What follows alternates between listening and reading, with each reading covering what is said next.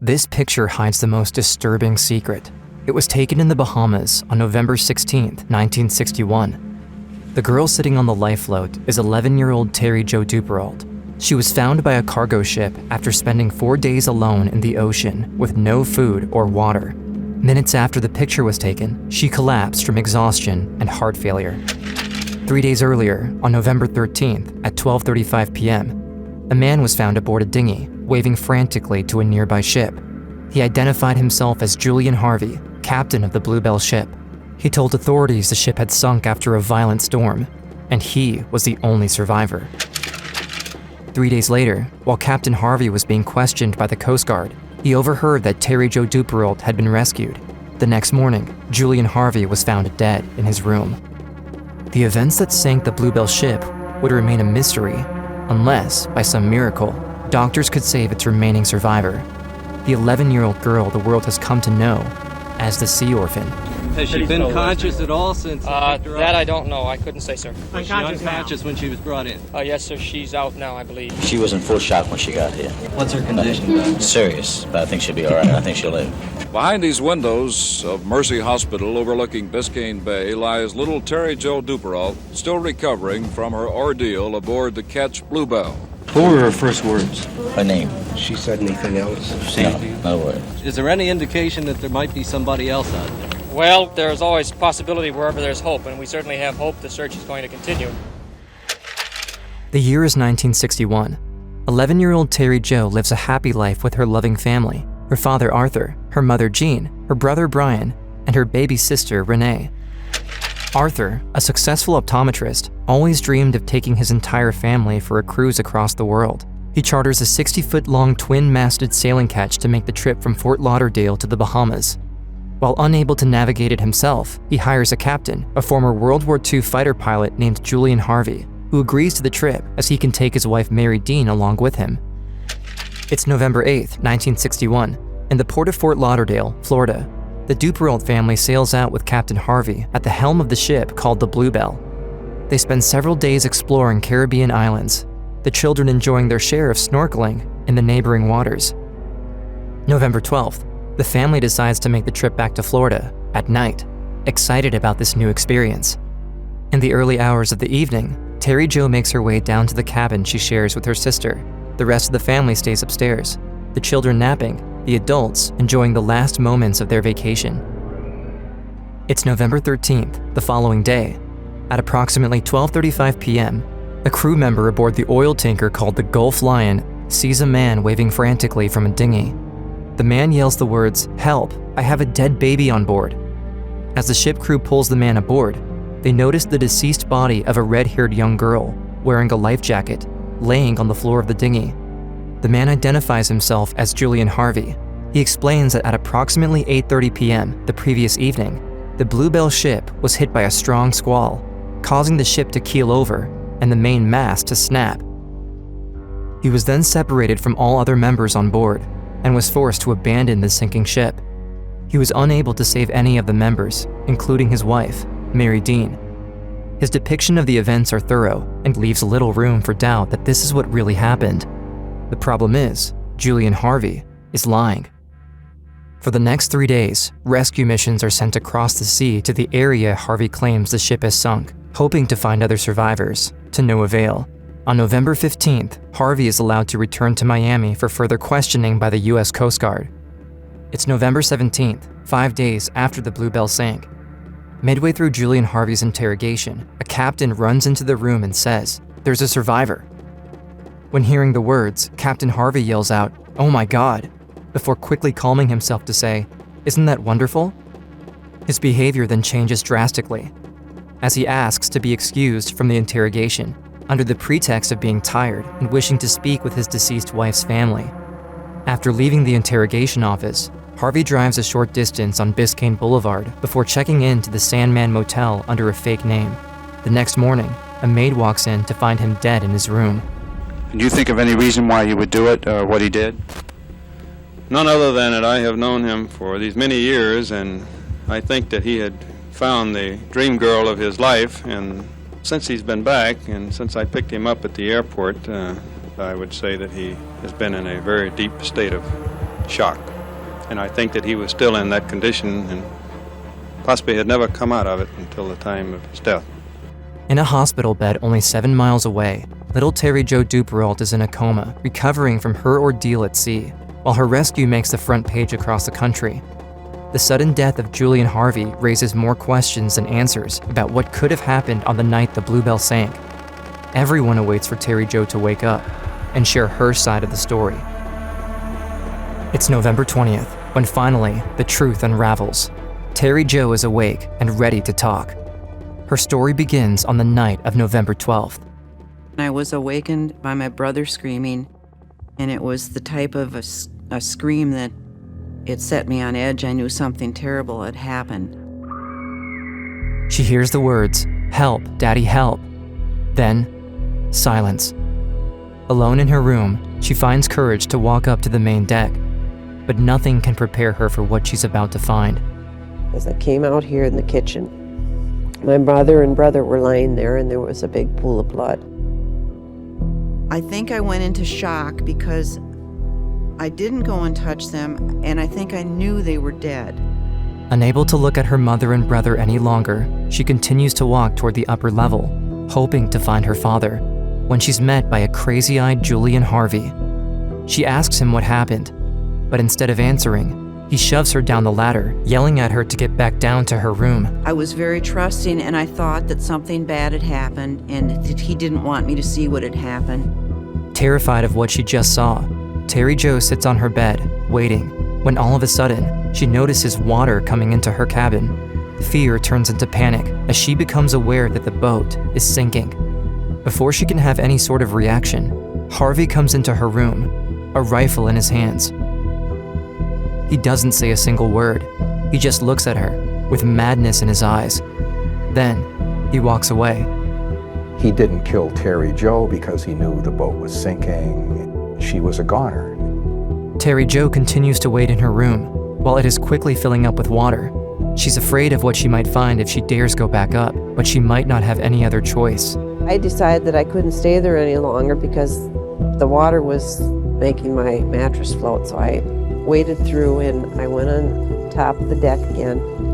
When she finally reaches the main deck, she sees Captain Harvey setting the dinghy down into the water. She dares to ask him if the boat is sinking. Again, he doesn't answer. Harvey then dives into the pitch-black sea and catches on to the dinghy that's floating away. Terry Jo is now alone, the Bluebelle nearly fully sunk, and the only living soul around has disappeared into the night. Terry Jo somehow had the presence of mind to remember that there was a life float lashed to the deck.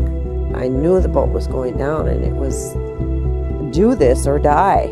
I scrambled over the sails to the top of the deck where I knew a cork raft was, untied it, threw it over the side, and got in it. By the time Terry Jo makes it onto the cork raft, the boat is gone.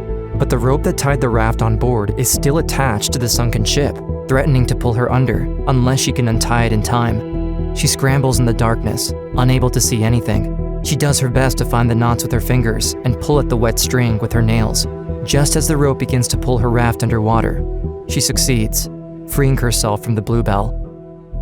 I huddled in this raft, and it was very dark, and I was motionless and silent, and I just stayed that way and stayed that way. It finally dawned on me that there was something evil about Captain Harvey, and I was very fearful that he would find me. Floating alone into darkness, she refrains from screaming out for help, worried of what Captain Harvey might do if he found her. So she sits and waits, not making a sound, waiting for morning to come. When the sun finally rises, she's relieved to find that she's all alone and Harvey is nowhere in sight, but all she can see is water in every direction. November 13th, Terry Jo Duperrault sits on her life float, her legs dangling in the water. I was sitting in this cork raft, and the bottom was interlaced rope, and the only position I could be in was sitting. And the parrotfish started picking at me through the rope. Her feet are bleeding, but there's nothing she can do about it. As the hours pass, the sun quickly becomes a threat as well, burning her skin for hours on end. With no water or food, she starts to think she might not last for very long. She focuses on trying to spot any ship or plane on the horizon. Hopefully someone is aware the ship has gone down, and by some miracle, they'll send help to save her. When the night comes, Terry Jo has to stay sitting, and though she tries to stay awake, she's exhausted, and her mind drifts in and out of consciousness.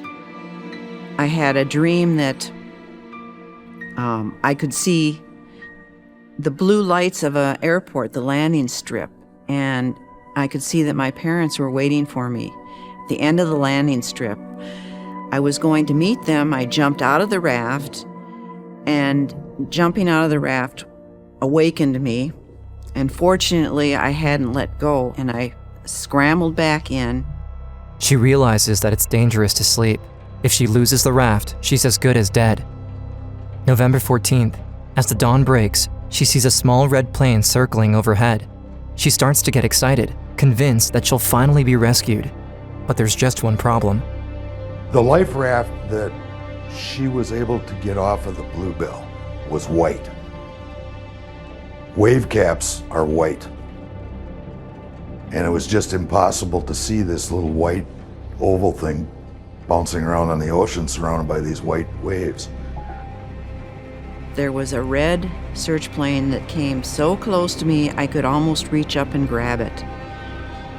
I took my blouse off and I waved it, thinking, and I was screaming and thinking that, I'm here. Don't you see me? The plane comes around and dives just above her head, close enough that she can see the details on the underside. She's convinced that the plane will come to her rescue. They flew off, and it was very disheartening. When she spots a ship on the horizon, she starts to paddle with her hands and feet, but it becomes clear to her that she could never reach it in time. Her hope fades with every ship she sees. November 16th, Terry Jo has been holding on to life in her cork raft for 4 days and nights. She no longer hopes when she sees a boat or plane. She just sits, her mind drifting off. Her lips are swollen and dry, her body aches all over. Her skin feels like it caught fire. She stares ahead, not paying much attention to the ships that, like all the others before, have come and went. The truth is, she's losing consciousness. A Greek freighter was going through the Providence Channel in the Bahamas, and one of the men on deck, he was looking out across the sea that was covered with whitecaps, but he noticed in the distance one whitecap that didn't seem to disappear. The man in the lookout spotted me with his binoculars, and at first thought that I was a fisherman, and then realized that a fisherman wouldn't be out in such a little boat. It must have seemed like something completely unreal because she was almost in a coma at that point in time. I was almost dead from exposure and dehydration. My heart rate was irregular. My kidneys weren't working. So I was near death. Has she been conscious at all since? That I don't know. I couldn't say, sir. Was she unconscious when she was brought in? Yes, sir. She's out now, I believe. Behind these windows of Mercy Hospital overlooking Biscayne Bay lies little Terry Jo Duperrault, still recovering from her ordeal aboard the ketch Bluebelle. She was in full shock when she got here. What were her first words? Her name. Just her name. She said anything else? Say No, anything? no word. Express any feeling? Any pain? Vibrating, no words. What's her condition? Serious, but I think she'll be all right. I think she'll live. It's November 20th. Terry Jo Duperrault has just delivered her testimony to the investigators from her hospital bed. She confirmed that everything Captain Harvey said about the events has been a lie. It is concluded that the ketch Bluebelle was intentionally scuttled. It is further concluded that Arthur Duperrault, Jean Duperrault, Brian Duperrault, and Mary Jordan Harvey lost their lives at the hands of Julian A. Harvey prior to the sinking of the vessel. The exact nature of the circumstances whereby these lives were lost, or the order in which they perished, cannot be ascertained. It is further concluded that the motives for the acts of Julian A. Harvey cannot be ascertained. However, the fact that he was the sole beneficiary of his wife's insurance policy and that he was sorely in need of funds must be considered. When looking into Julian Harvey's past, it becomes plausible that he had done that before. His record showed a history of insurance fraud, boats sunk or burned, of airplanes crashed, and, worst of all, his ex-wife being killed in an automobile accident. Although the details surrounding the deaths of the Duperrault family remain unknown, The investigation shows that it is likely Julian Harvey was in the process of killing his wife when he was caught by either Arthur or Jean Duperrault. Harvey then decided to kill everyone on board and sink the ship to hide his crime. What he didn't take into account was for little 11-year-old Terry Jo to survive alone at sea and ruin his devious plan. What was Terry Jo's attitude during the interview? She was very composed. I was surprised at the amount of fortitude and courage that she has shown throughout. We asked her several times if she was getting tired and wanted to stop, but she said no. She answered all questions in a very frank and forthright and honest manner. She is quite a young lady. Terry Jo is safe, but the girl whom the world has come to know as the Sea Orphan has lost her entire family. Her aunt and uncle take her in, treating Terry Jo as if she was their own daughter. I love my aunt and uncle dearly, and to this day, they're my parents. But at that time, I never wanted to let go of my mom and dad, and so growing up, it was very difficult. I didn't believe my father was dead because I had not seen him. I would just pick up and leave on a whim. So I would drive to like North Carolina Beach looking for my dad. I was always searching. I did that for many, many years until I was about 35, then I accepted it finally. All her adult life, Terry Jo has been attracted by the water, working to help regulation and zoning. Even after all her trauma, she still feels a strong bond between her and the sea. She says she wants to protect the ocean because the ocean saved her as a child. It's also her way of feeling connected with her family. It's a testimony to the strength of the human will and the human spirit. It's a morality tale. It's a story of more than surviving. It's a story of the power of evil, but the refusal of the human spirit to be dominated by evil. If you're put in a situation that is challenging, you have to adapt to whatever the circumstances are and go with the flow. And I think that anybody that does this can survive. I'm so fortunate that I had my family. I hope that I can just continue to be healthy and happy and, have the wonderful love that I share with my family and friends. It took years for her to recover from her ordeal at sea, but today, Terry Jo has become a beacon of hope for survivors everywhere. She is living proof that even after tragedy, there's a life worth living.